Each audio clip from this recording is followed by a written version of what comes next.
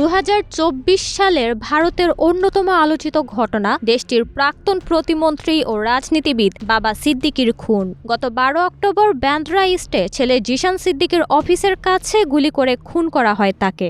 এই রাজনীতিবিদের হত্যার পেছনে হাত রয়েছে আলোচিত বিষ্ণই গ্যাংয়ের, এমনটাই ধারণা করে পুলিশ। বিষ্ণই গ্যাংয়ের সঙ্গে সংশ্লিষ্টরাও খুনের দায় স্বীকার করেছিল।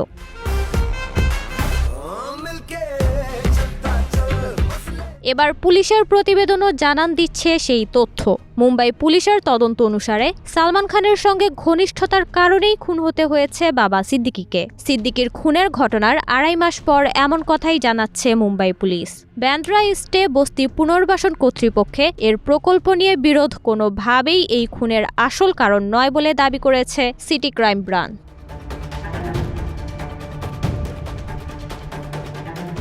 এই মামলায় আগামী 1 সপ্তাহের মধ্যে গ্রেপ্তার হওয়া 26 জনের বিরুদ্ধে চার্জশিট জমা দিতে চলেছে পুলিশ। বাবা সিদ্দিকীর খুনের ঘটনা প্রসঙ্গে একজন পুলিশ কর্মকর্তা বলেন, প্রাথমিকভাবে বাবা সিদ্দিকীর ছেলে জিশানের অভিযোগ অনুযায়ী তারা খুনের ঘটনার তদন্ত করেছেন। তবে বস্তি পুনর্বাসন প্রকল্প নিয়ে ঝামেলার কারণে এই খুন হয়নি। त्यामध्ये 2 आरोपी अरेस्ट आहेत, एक यूपीचा एक हरियाणाचा आहे आणि एक आरोपी फरार आहे। এ ধরনের বিরোধের কারণে খুন হওয়ার কোনো প্রমাণ তারা পাননি। তারা কয়েকজন ডেভেলপারের বক্তব্য রেকর্ড করলেও তেমন কিছুই বের হয়ে আসেনি। তারা যে কোনো একটি কারণের ওপর নির্ভর করছেন না। সন্দেহভাজন শুভম লোনকার ওরফে শুভ গুলি চালানোর 2 দিন পর দায় স্বীকার করে সোশ্যাল মিডিয়ায় একটি পোস্ট আপলোড করেছেন বলে জানান সেই পুলিশ কর্মকর্তা। ওই পোস্টে শুভম লোনকার বলেছিলেন, লরেন্স বিষ্ণইয়ের ভাই আনমোল বিষ্ণই এই খুনের দায়ে অভিযুক্ত। তিনি এখন কানাডায় লুকিয়ে আছেন, যদিও পুলিশ তাকে ভারতে নিয়ে যাওয়ার চেষ্টা চালাচ্ছে।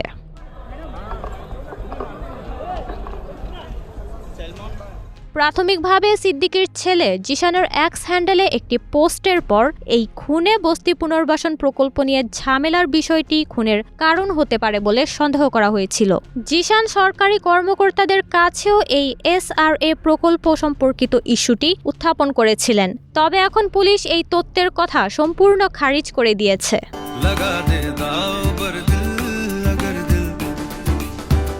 এর আগে গত 14 এপ্রিল সালমান খানের বাড়ি লক্ষ্য করে গুলি চালিয়েছিল বিষ্ণই গ্যাংয়ের দুর্বৃত্তরা। এরপর বাবা সিদ্দিকীকে হত্যা করা হয়। বিষ্ণই গ্যাংয়ের পক্ষ থেকে জানানো হয়, সালমান খানের সঙ্গে ঘনিষ্ঠ সবারই এই পরিণতি হবে। নওরিন নাওয়ার, প্রবাস খবর।